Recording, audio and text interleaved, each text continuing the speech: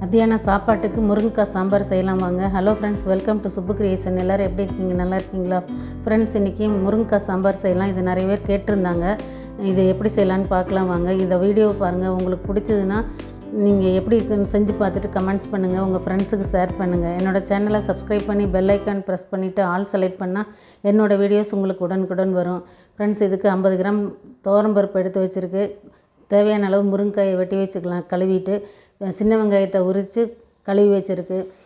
புளி ஒரு நெல்லிக்காய் அளவு, கருவேப்பிலை எடுத்து வச்சுருக்கு. புளியை தண்ணி கழுவிட்டு தண்ணியில் வெந்நீரில் ஊற வச்சிடலாம். துவரம்பருப்பை கழுவிட்டு அதில் தேவையான அளவு தண்ணி ஊற்றி மஞ்சள் பொடி சேர்த்து குக்கரில் வச்சு வேக வைக்கணும்.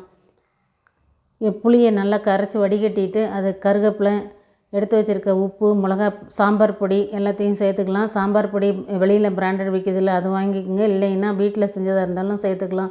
தேவையான அளவு காரத்துக்கு ஏற்ற மாதிரி சேர்த்துக்குங்க. இப்போ அந்த புளி தண்ணியில் உப்பு போட்டாச்சு, கருவேப்பிலையும் போட்டாச்சு, மிளகா பொடியும் போட்டாச்சு. இப்போ ஒரு வானலியை எடுத்து அடுப்பில் வச்சு கொஞ்சம் சூடானதும் எண்ணெய் ஊற்றிக்கலாம். எண்ணெயை சேர்த்துட்டு நல்லா கொஞ்சம் ஒரு அரை ஸ்பூன் கடுகு சேர்த்து நல்லா பொரிய விடணும். கடுகு நல்லா பொரியட்டும்.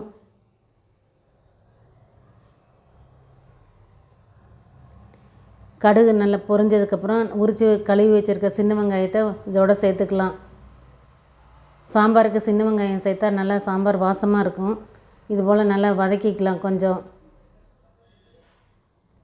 கொஞ்சம் வதக்கிட்டு நம்ம அரிஞ்சு கழுவி வச்சுருக்க முருங்கைக்காயும் இதோடு சேர்த்துக்கலாம்.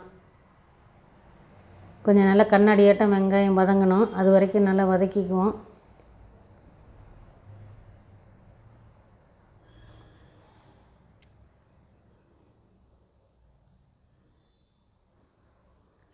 எல்லா காய் போட்டு செய்கிற சாம்பாரோட முருங்கைக்காய் காய் போட்டு நம்ம சாம்பார் செஞ்சால் அந்த டேஸ்ட்டும் ஸ்மெல்லும் நல்லாயிருக்கும்.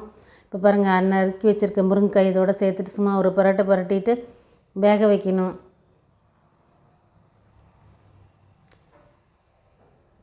அதுக்கு ஒரு கப்பு தண்ணி ஊற்றிக்கலாம். இந்த காயெல்லாம் முழுகிற அளவுக்கு கொஞ்சம் தண்ணி ஊற்றி வச்சுக்கலாம்.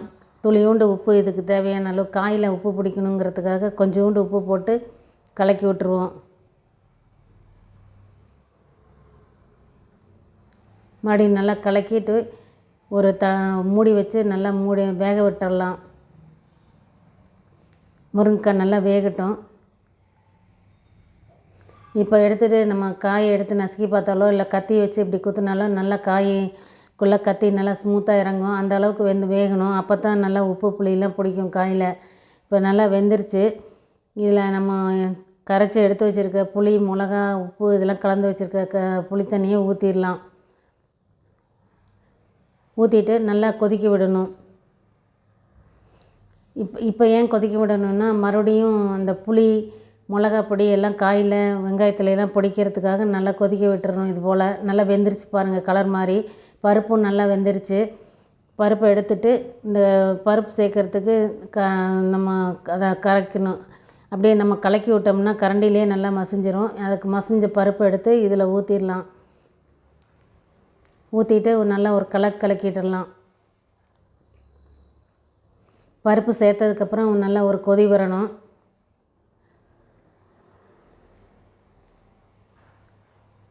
பாருங்கள், நல்லா கலக்கி விட்டாச்சு. சாம்பாருக்கு ஏற்ற திக்னஸும் நல்லாயிருக்கு. இதை ஒரு கொதி விடணும்.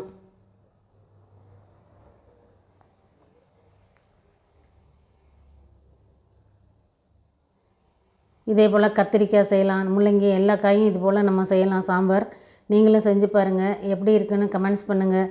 சேனலை சப்ஸ்கிரைப் பண்ணி பெல் ஐக்கான் ப்ரெஸ் பண்ண மறந்துடாதீங்க. பாருங்கள், நல்லா திக்காயிடுச்சு சாம்பார். எடுத்து வேறு பாத்திரத்தில் ஊற்றிக்கலாம். சூப்பரான சுவையான முருங்கைக்காய் சாம்பார் ரெடி ஆயிடுச்சு.